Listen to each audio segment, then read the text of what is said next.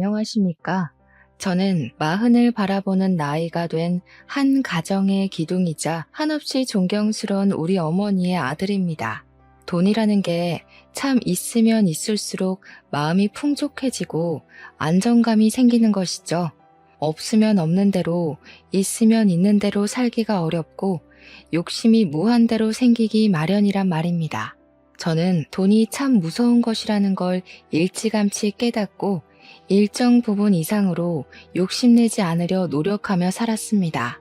돈이 풍족해지거나 모자라게 되면 사람이 순식간에 변한다는 것을 어렸을 때부터 우리 가족의 모습을 보고 알게 되었죠. 저는 30대 초반에 지금 아내를 만나게 되어 결혼까지 순식간에 꼴이 나였습니다. 우리 아내는 부모님이 계시지 않았고 꽤 이른 나이에 혼자가 되어 스스로를 보살피며 컸다고 했습니다.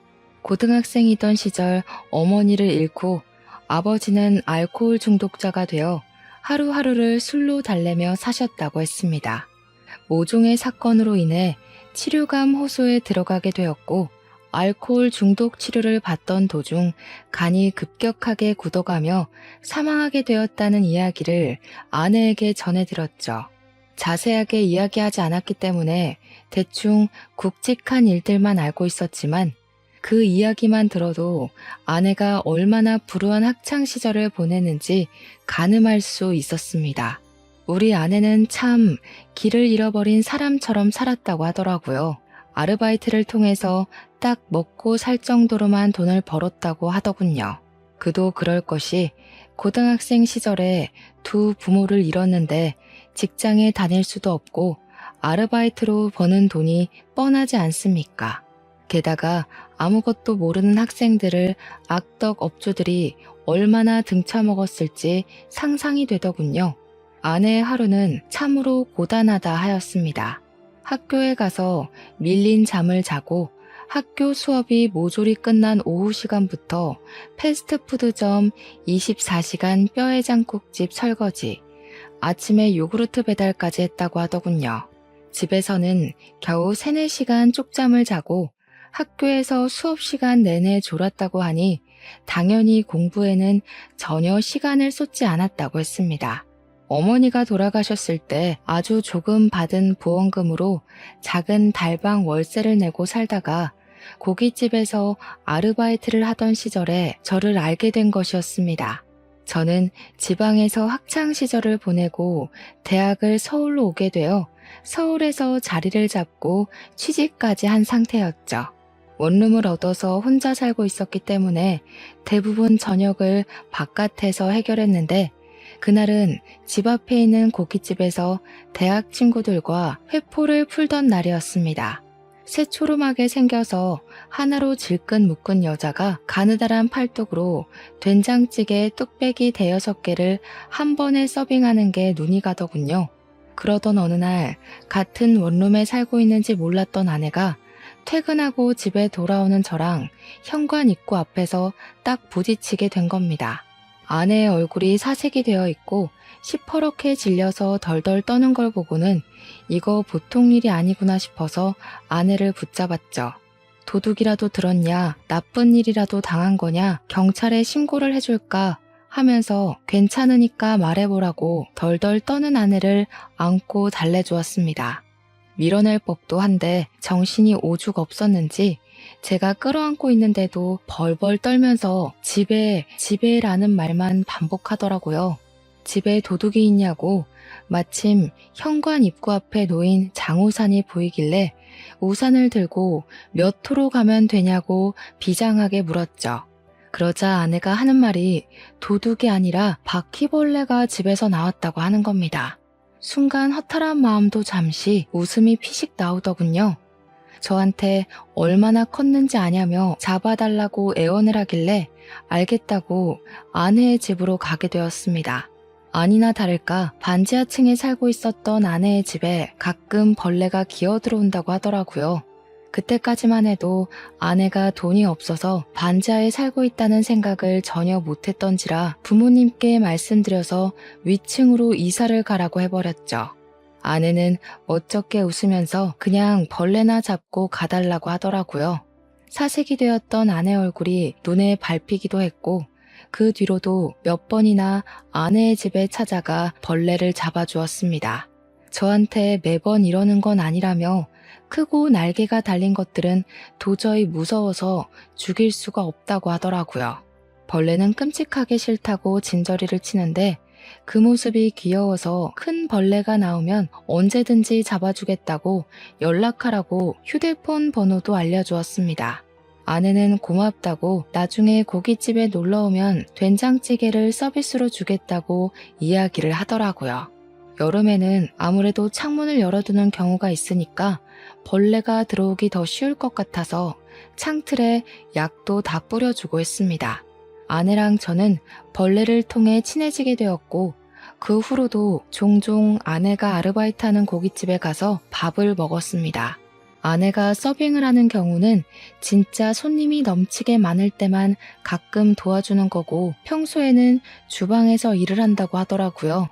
요리 하나는 기가 막히게 한다면서 제가 갈 때마다 계란찜이랑 된장국수, 찌개를 서비스로 줬는데 진짜 너무 맛있는 겁니다. 그 맛을 잊기 힘들어서 생각날 때면 가끔 고깃집에 찾아가서 시켜 먹곤 했는데 사이드 메뉴를 시키려면 고기를 또 주문해야 하잖아요. 혼자 시켜 먹기에는 너무 양이 많고 고깃값이 부담되기도 하고 그래서 일을 어쩌나 싶었죠. 아내의 집에 일주일에 한 번 벌레 약에 죽은 놈들을 처리해주러 가야 했기에 그냥 대놓고 물어보았습니다. 벌레를 잡아주는 대신 가끔 집에서 된장찌개도 좀 해주고 국수도 말아주고 하면 안 되냐고. 그게 너무 맛있다고 말이죠. 그랬더니 아내가 박수를 짝 치면서 완전히 가능하죠 하면서 안 그래도 뭘로 보답하는 게 좋을까 고민했었다면서 당장 밥 해주겠다고 하더라고요. 그렇게 우리 집에서 같이 밥도 먹고 그러다가 자연스럽게 눈도 맞고 연애도 시작하게 되었습니다. 그때까지만 해도 아내의 속사정은 몰랐기 때문에 실수를 몇 번 하긴 했죠. 아내가 속내를 털어놓고 나서야 진짜 힘들게 살았었구나 하는 걸 알게 되어 조금 부끄럽기도 했습니다. 제 인생은 나름 순탄하고 꽃길만 밟고 그랬거든요. 아내는 저보다 4살이나 어렸지만 생활력이 강한 사람이었고 이 사람의 집이 어떻고 조건이 어떻든 간에 함께 하고 싶다는 마음이 절절하게 들었습니다. 아내와 만난 지 몇 개월 지나지 않아 저는 아내에게 청혼을 했고 결혼을 하기로 약속했습니다. 아내는 자신만의 가정을 꼭 꾸리고 싶었다면서 저에게 청혼해줘서 고맙다는 말을 했습니다. 저와 아내는 사이좋게 손을 잡고 우리 고향집을 찾아가게 되었습니다. 우리 고향집은 그 지역 토박이었던 부모님께서 땅을 사서 바닥을 고르고 손수 벽돌을 올려 지으신 집이었습니다. 우리 아버지께서 어린 시절부터 고생하시면서 자수성가하신 분이셨는데 당시 고향 땅값이 그리 비싼 편은 아니었습니다. 개발이 되지 않은 낙후된 지역이기도 했고 평야만 만개한 그런 동네였거든요.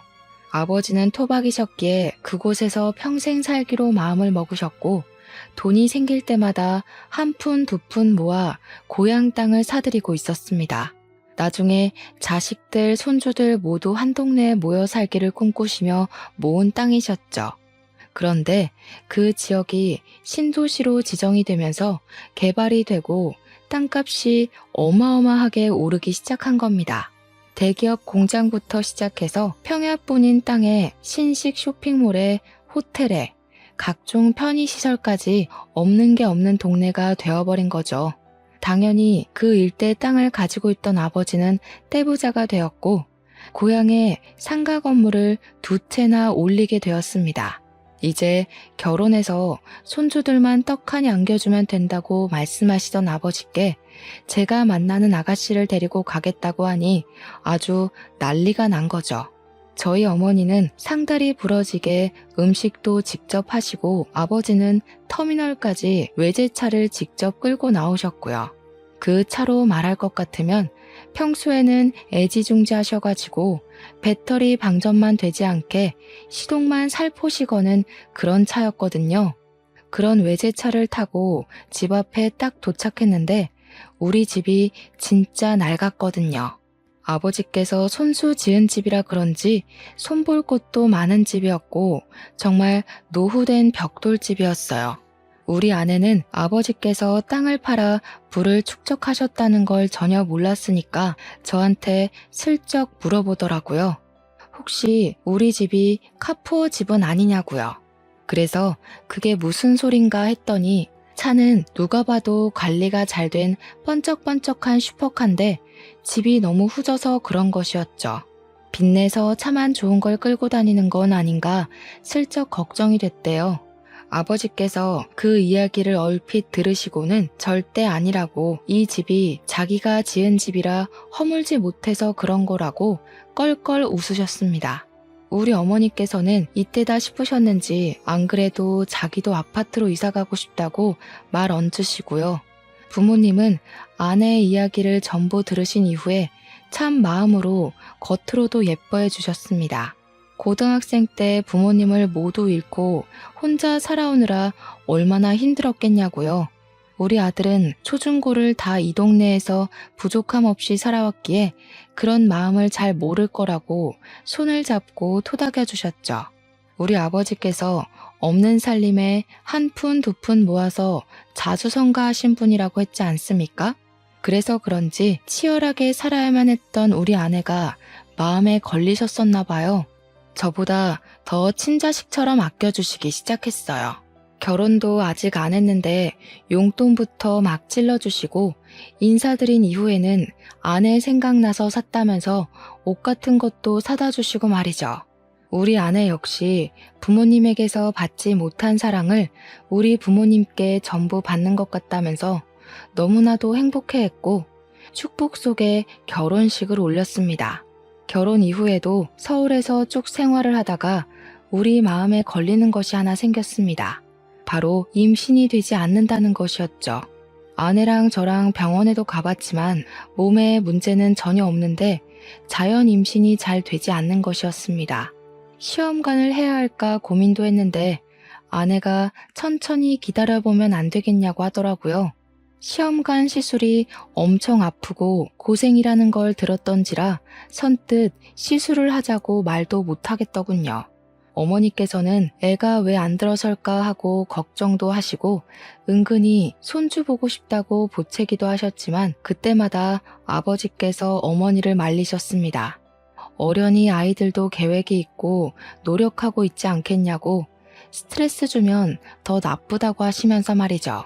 그렇게 서울과 고향집을 왔다 갔다 하면서 지내던 도중에 제가 다니던 회사가 외국계 회사로 인수가 되면서 제 자리가 위태위태해졌습니다. 한순간에 경영진이 물갈이 되면서 구조 조정이 시작되었고 희망 퇴직자를 조사하기 시작했습니다.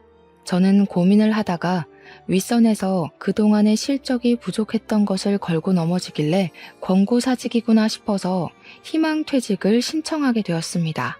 갑자기 백수가 되어버리고 나서 저와 아내는 앞으로의 생활을 어떻게 해야 할지 몰라 무기력해졌습니다. 그 소식을 들은 아버지께서는 저에게 고향에 내려와 본인이 관리하던 건물 관리를 해보는 게 어떻겠냐고 권유를 하셨습니다. 서울 물가를 감당하는 것도 힘들긴 했고 아내도 부모님 곁에서 살아보는 게 어떻겠냐고 하더라고요. 저는 결국 그 권유를 받아들이기로 했고 바로 짐을 싸서 고향으로 내려가게 되었습니다. 아버지께서 애지중지하시며 관리하던 건물을 제가 이어받게 되었습니다. 그렇게 서서히 서울을 떠나 신도시 생활에 적응해 가던 어느 날 믿고 싶지 않은 일이 벌어졌습니다. 바로 저희 아버지께서 갑자기 쓰러지시게 된 거죠. 뇌경색으로 쓰러지신 아버지는 눈조차도 제대로 뜨지 못하고 사람도 전혀 알아보지 못하시고 내내 누워만 있게 되었습니다. 아버지께서 쓰러지셨다는 소식에 하이에나 같은 먼 친척들이란 사람들은 병원으로 찾아와서 아버지께서 일궈낸 불을 나눠 갖기 원하셨습니다. 우리 어머니를 보채서 콩고물을 조금이라도 나눠 먹길 바라셨죠. 가족끼리 서로 돕고 살아야 하는 것 아니냐. 건물도 있고 땅도 있다던데 조금만 나눠달라고 소란을 일으키는데 정말 정신이 없더라고요. 우리 아내가 화가 나서 지금 아버님이 누워서 사경을 헤매고 있는데 여기 와서 그딴 소리 하고 싶냐고 전부 쫓아냈습니다. 그러더니 하루라도 빨리 변호사를 선임해서 유산 정리부터 하는 게 좋겠다고 저에게 이야기를 하더군요. 이렇게 내버려 두다가는 먼 친척들이라는 사람들이 핏줄 운운하면서 다 털어가게 생겼다고 하는데 뭔가 좀 그렇더라고요. 저는 아버지가 쓰러지셨다는 슬픔에 젖어서 아무것도 하지 못하고 넋을 놓고 있는데 아내가 너무 이성적으로 대처를 해서 놀랐다고나 할까요? 사람을 전혀 알아보지 못하셨던 아버지는 간간히 의식이 돌아오시기도 했습니다. 그 타이밍을 노리고 있다가 아버지가 온전하실 때마다 유산 상속에 관한 이야기를 나누었고 상속에 관한 마무리를 지을 수 있었습니다. 어머니께서는 정말 독하다면서 아버지께서 돌아가신 것도 아닌데 이렇게까지 해야 하는 거냐고 핀잔을 주시고 너무하다 말씀하셨습니다. 저도 아버지의 정신이 온전할 때 추억을 더 나누지 못함이 죄스러워 고개를 숙이고 있는데 우리 아내가 어머니께 한 소리를 딱 하더군요. 이러다가 친척들이 자기 지분 타령하면서 들고 일어나면 어쩌려고 이렇게 안일하게 대처할 수 있냐고 법적으로 테두리를 둘러야 할 것 아니냐고 하더군요. 강경한 말투로 딱 잘라서 어머님, 이게 다 우리 좋자고 하는 일이잖아요 하는데 어머니께서도 조금 놀라시더라고요. 그리고 아버지가 쓰러지신 지 6개월이 지나 결국 병환이 깊어져 긴 영면에 잠기셨습니다.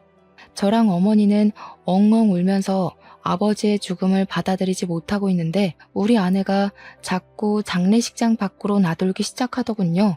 손님이 오시면 가족들이 전부 인사를 해야 하는데 아내가 자꾸 자리를 비우더라고요. 어디 갔나 찾아보면 장례식장 밖에 쪼그려 앉아있고 커피 자판기 앞에 앉아있고 말이죠.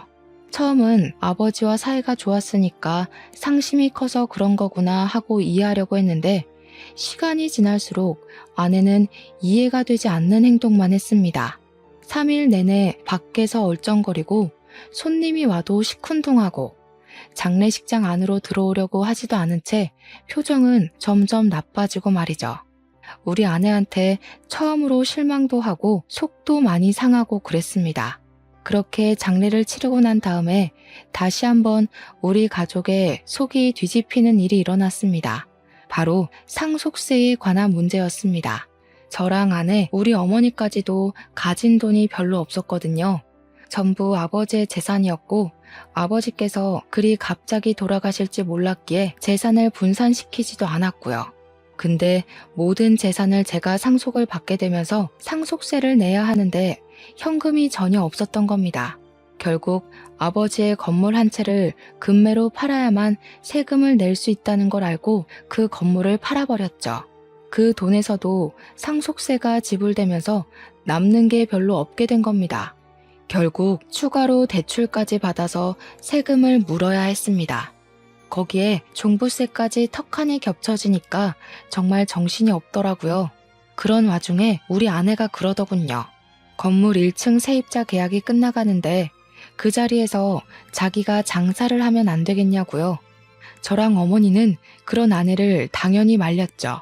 그 자리가 제일 돈이 되는 자리인데 거기에 아내가 가게를 내게 되면 고정적인 월세가 사라지는 거나 다름없었으니까요. 그리고 가게를 해서 잘 꾸릴 수 있다는 보장도 없지 않냐고. 아내에게 그건 아닌 것 같다고 했더니 아내가 저한테 씩씩거리면서 화를 내더라고요.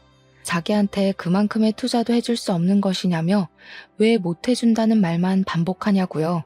잘 될지 망할지는 해봐야 아는 거 아니냐고 하면서 아버지께서 살아있었더라면 자기한테 그 자리를 주고도 남았을 거라고 말했습니다. 월세 몇백만 원이 아까워서 그런 거냐고 더 벌 수 있다고 호언장담을 하는 겁니다. 어머니께서는 머리 아프다고 하시며 부부 문제는 부부가 알아서 하라고 하시는데 아내는 끈질기게 저를 설득했습니다.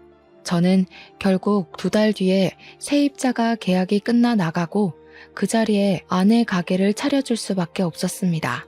저한테 지금 와서 취직이 되는 것도 아닐 거고 자영업밖에 할 수 있는 게 없지 않냐고 꾸준히 이야기를 하는데 저도 설득되고 만 것이죠.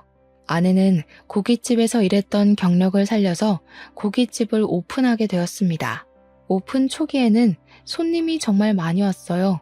우리 아내 음식 솜씨가 정말 좋기도 했고 반찬들이나 사이드 음식들이 맛있어서 그런지 사람들이 점심에도 점심 메뉴를 먹으러 찾아왔었죠.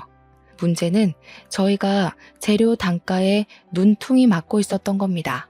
저렴한 고기를 웃돈 주고 사고 있었던 거죠. 그렇게 몇 개월의 시행착오를 거친 뒤에서야 겨우겨우 자리를 잡았습니다. 고깃집을 하려면 가장 중요한 반찬이 뭔지 아십니까? 된장찌개? 열무국수? 김치? 전혀 아닙니다. 바로 파절이입니다. 나머지는 완제품을 팔기도 하고 도매상에게 조달받아서 하면 되는데 파절이는 그게 아니거든요. 우리 부부는 파절이에 나오는 파채만 도매상에게 공급받고 있었는데 하필 그 업체에 문제가 생기고 만 것이죠. 그래서 파채를 받아올 수가 없게 되어서 일일이 파를 채칼로 썰어야 하는 일이 벌어지게 된 것입니다. 저랑 아내랑 둘이 아무리 썰어대도 시간이 너무 오래 걸리고 하루빨리 파채 공급을 알아봐야겠다고 생각한 찰나 신도시에 대기업 공장들이 많이 들어왔다고 했었잖아요.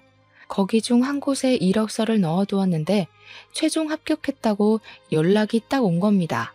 저는 당장 출근을 해야 하지 일손은 모자라지 아내는 결국 어머니에게 도움을 요청할 수밖에 없었죠. 아버지와 사별하고 기운이 없었던 어머니께서는 고민 끝에 일손을 도와주기로 하셨습니다. 저야 어찌 보면 너무나도 감사한 일이었죠. 무기력하게 지내던 어머니께서 일이 바빠지니 점점 활력도 도는 것 같아 보이더라고요. 저는 2교대 근무를 하면서 공장 일에 적응하고 있었고 아내는 가게를 열심히 꾸려가고 있었습니다. 교대 근무를 하다 보면 일상 패턴이 완전히 뒤바뀌게 되거든요. 그날은 아침에 퇴근을 하고 집에서 자고 있었는데 시끄러운 소리가 들리더라고요. 뭔 일인가 싶어서 잠결에 귀를 쫑긋하니 어머니와 아내가 싸우고 있는 게 아니겠습니까? 저는 자다 깨서 거실에 나가 무슨 일이냐고 물어보았습니다. 그러니까 우리 어머니께서 하는 말이 더는 일 못 도와주겠다면서 직원을 구하라고 하시는 겁니다. 우리 아내는 갑자기 이렇게 일을 못하겠다 하시는 게 어디 있냐. 새 사람 구할 때까지만이라도 일을 도와달라고 하고 있었죠. 어머니께서는 어이없어 하시며 말을 하셨습니다. 내가 무슨 돈을 받는 것도 아니고 이런 무료 봉사 더는 못하겠다. 사람이 어떻게 그리 속물일 수가 있어? 내가 살다 이런 애는 또 처음 본다.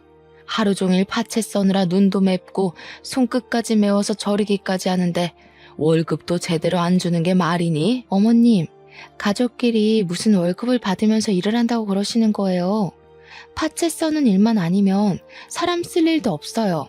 가게 사정 다 아시면서 돈돈 하는 게 너무 하시는 거죠. 제가 하루빨리 업체랑 계약해서 조달받던가 해야지. 왜 갑자기 파채들이 품절 현상이고 이러는 건지 정말. 저는 아무리 그래도 우리 어머니에게 월급은 제대로 주면서 일을 시키는 줄 알았단 말이죠. 무슨 일이냐고 자세하게 말을 해보라고 하기도 전에 줄줄 이야기를 하는데 머리가 어지러울 정도였습니다. 제가 가만히 있자 어머니께서도 씩씩거리면서 그게 다가 아니잖아 하면서 말을 이어나가시더군요. 그게 전부면 말을 안 해. 밑반찬 만들어야 한다고 김치 담가, 샐러드 만들어 파채 썰어. 서빙까지 하는데 월급을 안 줬잖니. 일손 모자란다고 옆집 아줌마까지 끌어들여 놓고는 일당으로 3만 원 덜렁 주는 게 맞다고 생각하니 정말? 내가 옆집 아줌마 얼굴 보는 게 부끄러워서 고개를 못 들고 다녀. 제가 놀라서 아내에게 진짜냐고 물어보니 아내가 저를 표독스러운 얼굴로 바라보면서 말하더라고요. 그럼 어떡해? 가게 유지하는 비용이 한두 푼인 줄 알아? 우리도 먹고 살려면 인건비를 아껴야 한단 말이야. 그리고 5시간 설렁설렁 일하고 일당 3만 원 받으면 괜찮은 거 아닌가요? 아내의 계산법이 참으로 이상하다는 생각이 들었습니다. 최저시급이라는 게 존재하는 시대에 5시간에 3만 원이면 말이 안 되는 금액인 거죠. 거기다가 고깃집 일이라는 게 조금 힘든 것도 아니고 얼마나 노동인지 다들 아시지 않습니까? 저처럼 남자가 일하는 것도 힘에 부치는 일인데 아내에게 돈 가지고 짜게 구는 건 너무하다고 이야기를 했습니다. 그러니까 아내가 억울해하면서 집안을 위해 하는 일인데 자기한테만 뭐라고 한다면서 너무한 것 아니냐고 항변을 하더라고요. 저는 꿋꿋하게 살얼음판인 집안 분위기를 견뎌내며 출근을 했고 어머니께서는 다툼 이후에 고깃집으로 출근하는 것을 그만두셨습니다. 아내는 몇 번이나 어머니께 일을 좀 도와달라고 요청을 하다가 결국 안 되겠는지 새 직원을 구해서 쓰기 시작하더라고요. 하지만 월급도 짜고 할 일은 많고 하니 아르바이트생들이 며칠 견디지 못해 일을 그만두고 떨어져 나가기 시작했습니다. 자연스럽게 일손이 부족하니 식사가 점점 밀리게 되고 가게의 평판은 떨어지고 손님들이 찾지 않는 고깃집이 되고 말았습니다. 재고는 남아돌기 시작하는데 고기라는 게 유통기한이 긴 재료도 아니잖아요. 그러다 보니 빚만 점점 늘어나기 시작했습니다. 매출이 줄어드니까 당연히 우리 아내가 떠안아야 할 것들이 생기기 시작한 것이죠. 어느 날은 또 아내랑 어머니께서 다투고 있길래 무슨 일인지 물어보았습니다. 이야기를 들어보니까 어머니께서 한 달에 2번 주말에 하시는 봉사가 있으셨거든요. 무료 급식소에서 급식을 나눠주는 봉사였는데 아버지의 뜻이 있었던 봉사였고 어머니께서도 무척이나 뿌듯해하시며 쭉 이어오셨어요. 아버지께서 어린 시절 고생을 하시면서 배 골아 힘들었던 기억을 잊지 못해 시작한 봉사였습니다. 아내 가게에 고기가 남기도 하고 썩어가는 재료들이 있으니까 상하기 전에 그 재료들을 가지고 급식 봉사를 하겠다고 하셨나 봐요. 아내는 좋은 마음으로 내어드리기는커녕 그냥은 못 드리니까 돈을 내고 가져가라고 했다는 겁니다. 어차피 시간이 지나면 아무것도 하지 못하고 그냥 쓰레기가 될 재료니까 싸게 달라고 했더니 아내가 정가에 가져가라고 했대요. 글쎄 도매가도 아니고 가게에서 파는 정가의 유통기한에 가까워오는 고기를 가져가라고 하니 얼마나 기가 막힙니까? 순수한 마음으로 봉사를 하러 다니시는 어머니한테 장사를 하려고 드니 어머니께서 열이 잔뜩 받으신 거죠. 어차피 내버려두면 음식물 쓰레기로 처리될 것들을 불우한 이웃을 위해 쓰는 게 뭐가 어렵냐고 아내에게 소리를 치신 겁니다. 그러니 우리 아내고 콧방귀를 픽 끼면서 선을 세게 넘어버리고 말았던 거죠. 그 사람들 도와서 얻는 게 뭐가 있는데요? 고기 맛 좋다고 우리 가게 와서 회식이라도 하겠대요? 거지새끼들이? 그 말에 저도 경악을 금치 못했고 우리 어머니께서도 부들부들 떨다가 아내의 뺨을 확 후려치셨습니다. 저는 어머니의 행동에도 놀랐죠. 아내 역시 뺨을 맞았다는 게 충격이었는지 아무 말도 못하고 어머니를 노려보고 있더라고요. 우리 어머니께서는 아주 침착하게 아내를 향해 깊은 분노를 표출하셨습니다. 너 원래 이렇게 못돼 처먹은 애였니? 우리 남편이 너 고생하며 자랐다고 안쓰럽다고 챙긴 게 내 평생의 한이다. 이렇게 못되고 막돼 먹은 아이인 줄 알았으면 진즉에 우리 집에 들이지도 않았을 거야. 마음을 곱게 쓰지 않으니까 너에게 아이도 들어서지 않는 거야. 이 양심도 없는 계집애. 어머님, 어떻게 아이가 들어서지 않는 이유를 거기다가 갖다 붙여요? 마음을 곱게 쓰고 봉사를 하면 애가 들어선다고 누가 그래요? 꿈에 삼신할미라도 나와서 이야기를 해주시던가요? 어머니를 비꼬면서 또박또박 말대답을 하는데 그 꼴을 보고 있자니 제가 다 열이 받고 화가 나더라고요. 그래서 아내에게 소리치면서 이야기를 했죠. 우리 어머니한테 그게 무슨 발버릇이냐고요. 솔직히 내가 생각해도 너 너무 많이 변한 것 같다. 처음 만났을 땐 이렇게 돈 타령하는 애도 아니었다고 합니다. 당장 우리 어머니한테 사과하지 않으면 나도 강경하게 나가겠다고 하니까 아내가 저를 째려보더라고요. 무서울 줄 알고? 이제 공장 출근하면서 돈 좀 번다고 유세 떠는 거야 뭐야? 솔직히 당신이 나한테 해준 게 뭐가 있어? 내 일을 도와줬어, 뭘 해줬어? 타지에 와서 친구도 없이 괴로워하는 나한테 당신이 내 친구가 되어주긴 했어? 너무한 게 누군데? 물론 아내가 연고도 없는 동네로 내려와 심적으로 우울해하는 걸 알고 있어서 제가 얼마나 노력을 했는지 모릅니다. 시간이 될 때마다 밖에 돌아다니며 데이트를 하려고 했고 아내의 취미 생활도 이해하려고 노력했고요. 제 노력은 깡그리 무시를 하고 자기 잘못은 하나도 없다는 식으로 이야기를 하는데 그냥 넘어가면 안 되겠더라고요. 지금 가게 운영한답시고 집안을 빚을 내는 게 다 누군데 저한테 이런 식으로 이야기를 할 수 있단 말입니까? 화가 머리끝까지 차오른 저는 아내에게 딱 잘라 이야기를 했습니다. 앞으로 가게 유지하고 싶으면 우리 어머니께 월세를 내는 게 좋겠어. 그 자리가 한 달에 200만 원짜리 자리였다는 거 알고 있지? 앞으로 매달 5일에 우리 어머니 통장으로 자릿세 200만 원씩 송금해. 지금까지 공짜로 그 자리 쓰게 해준 게 내 마지막 배려였으니까. 그러니 아내가 놀래서 기겁을 하더라고요. 가족끼리 월세를 받는 게 어디 있냐면서 이제 치사하게 건물 가진 걸로 유세 떠냐고 하더라고요. 저도 아내의 말에 따박따박 반박을 해줬죠. 가족끼리도 다 썩어가는 고깃집 정가 받으려고 눈에 불을 켜는데 월세가 뭔 대수겠냐고요. 제가 논리적으로 반박을 하니까 아내가 인심 쓰듯이 우리 어머니께 그 재료들 전부 들고 가서 급식 봉사하는 데 쓰시라고 하더라고요. 기분은 기분대로 상하게 만들어 놓고 누굴 거짓 취급하는 건지 우리 어머니께서도 됐다고 하시더군요. 다 썩어가는 식재료 써봐야 좋은 소리 못 들을 거라며 도매상에게 신선한 재료 구입해서 쓸 거라고 하셨습니다. 다 말라 비틀어진 재료 누가 쓴다고 인심 쓰듯 이야기하냐며 방으로 쏙 들어가셨죠. 들어가시면서 멍하니 서 있는 아내에게 매달 5일에 월세 200만 원씩 송금하는 거 절대로 까먹지 말라고 매달 체크할 거라고 신신당부를 하셨습니다. 아내는 그 이후로 며칠 동안 아주 죽은 듯이 숨만 쉬면서 살았습니다.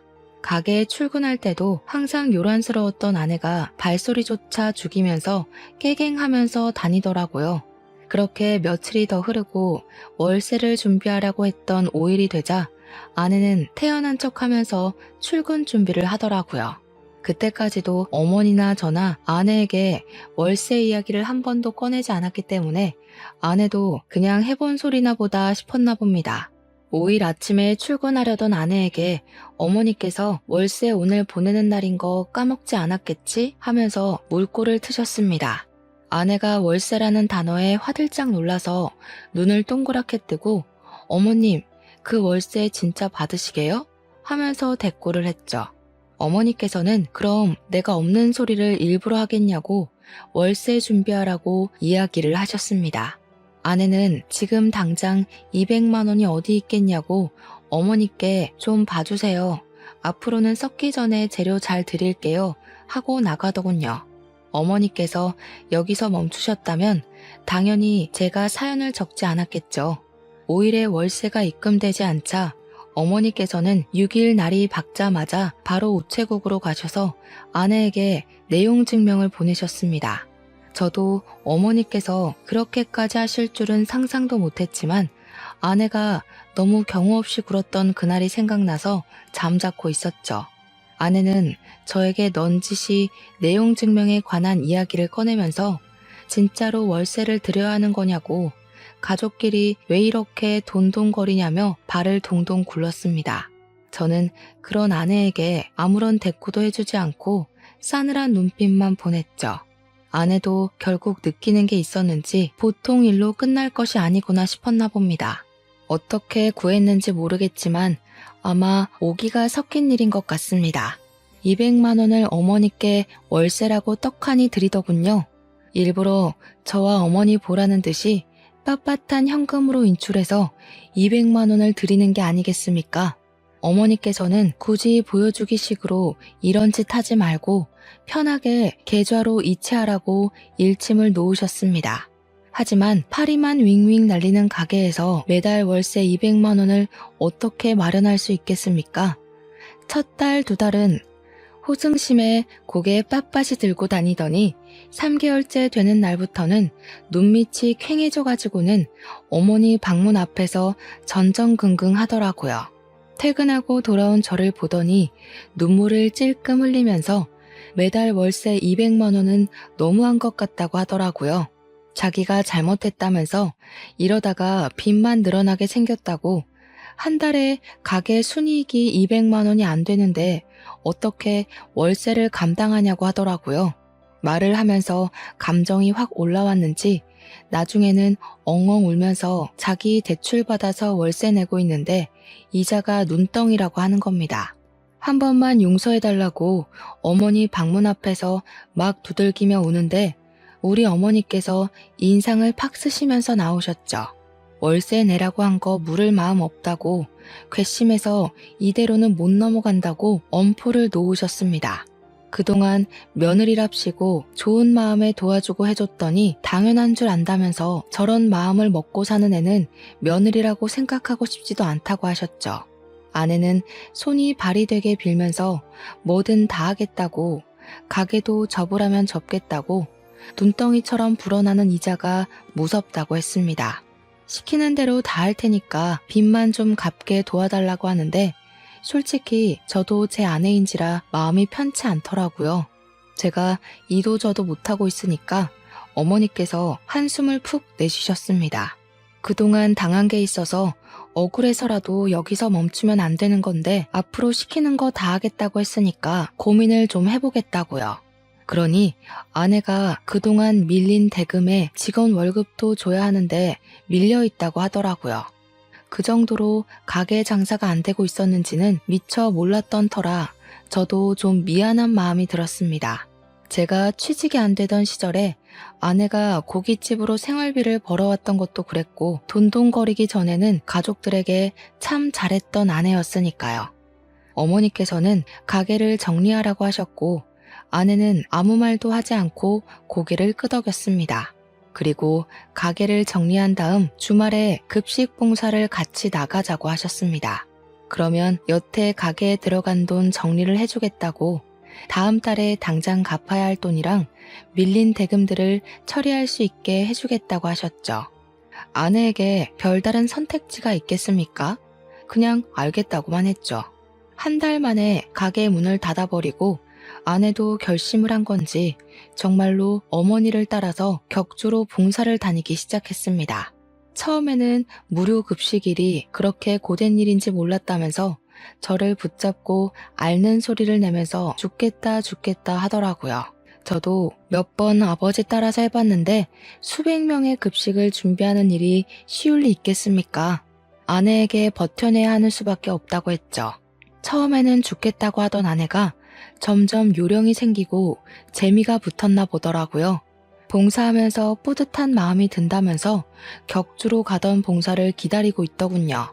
우리 아내 음식 솜씨가 좋아서 그런지 주변 칭찬도 자자하고 메뉴 정하는 것부터 자기가 만든 음식을 먹고 행복해하는 사람들을 볼 때마다 반성이 되더라고 하더이다. 그러면서 저에게 어머니와 오해를 풀고 싶다고 이야기를 나누자고 먼저 요청을 하더라고요. 그때까지만 해도 우리 어머니께서는 아내에게 있던 불편한 감정이 남아있던 상황이었습니다. 아버지의 장례식장에서의 일도 그렇고 돈에 환장했던 아내에게 실망을 깊게 한 탓이었죠. 자리를 마련하긴 했지만 쉽게 입을 열지 못하던 아내는 소주 한 잔을 입에 털어놓고 본인의 이야기를 하기 시작했습니다. 저와 어머니는 이내 경악을 하고 말았습니다. 아내는 어릴 때 알코올 중독자인 장인 밑에서 갖은 피해를 받으면서 자랐다고 하더군요. 장모는 이혼도 못하고 어린 아내만 데리고 야밤에 도망을 쳐 서울 구석진 곳에 자리를 잡고 살았다 했습니다. 그러던 도중 장모가 암에 걸리게 되면서 치료도 제대로 받지 못한 채 돌아가시게 되었는데 그 사실을 어떻게 알았는지 장인어른이 장모의 장례식장에 찾아와 행패를 부렸다고 했죠. 조문만 하고 돌아갈 줄 알았던 장인은 술을 처먹고 와서 장례식장에서 난동을 부렸고 어디서 가져왔는지 모를 강목을 휘둘렀다고 하더군요. 영정사진을 던지고 국화며 화환이며 전부 망가뜨리고 장례식장에 몇 없는 손님들이 말리고 직원들이 와서 장인어른을 끌어내는데 우리 아내의 뺨을 때리면서 배응망덕하게 도망이나 친년이라 했다는군요. 앞으로 자기 술값 벌어오라고 하면서 난리를 치다가 출동한 경찰에게 끌려 나갔답니다. 사회 부적응자로 판정이 나면서 치료감 호소에 들어가게 되었는데 결국에는 술 때문에 찾아온 간질환으로 생을 마감하셨다고요. 그래서 장례식장에만 가면 트라우마처럼 그날의 생각이 나고 호흡 곤란이 와서 너무 힘들다고 하더군요. 우리 아버지 장례식장에서도 그 때문에 자리를 지키지 못했다고, 싫어서 그런 것도 배은망덕해서 그런 것도 아니라고 했습니다. 장례식장에 가서 흰 국화 다발들만 봐도 숨이 가빠온다고 하는 겁니다. 울면서 그 이야기를 하는데 우리 어머니께서 아무 소리도 못 하시더라고요. 저는 아내의 손을 꼭 잡아줬어요. 그뿐만 아니라 돈에 정신 나가 있는 모습도 너무 실망이었다고 말을 하는 어머니에게 아내는 서툰 변명을 이어갔습니다. 장모가 돌아가시고 아내가 보험금을 수령했는데 장인이 법적 배우자로 남아있어서 그 보험금의 90%를 빼앗겼다고 하더군요. 항상 공포의 대상이던 장인이 그 돈을 들고 가서는 치료를 받으면서도 술을 찾고 노름에 빠졌다고, 심지어 장모의 보험금을 가져가고 장인도 간이 나빠져서 돌아가셨잖아요. 근데 자식인 자신한테 재산이 상속되지 않았다고 했어요. 알고 보니 장인에게는 내연녀가 있었고 그 둘 사이에 자식도 있었다는 겁니다. 내연녀랑 낳은 아이에게로 모든 상속인이 설정되어 있었고 나중에서야 그 사실을 알고 호적을 떼어보니 모르는 애가 동생으로 들어와 있었다고 하더군요. 그렇게 아내는 빈털터리가 되었던 겁니다. 그러면서 아내는 돈을 뺏기지 말아야겠다 하며 살았는데 먼 친척이라는 놈들이 나타나서 아버지 재산을 욕심내니까 힘없이 돈을 빼앗겼던 과거의 자신과 겹쳐 보였다고 하더군요. 어머니께서는 아내의 이야기를 듣고 욕을 내뱉으셨습니다.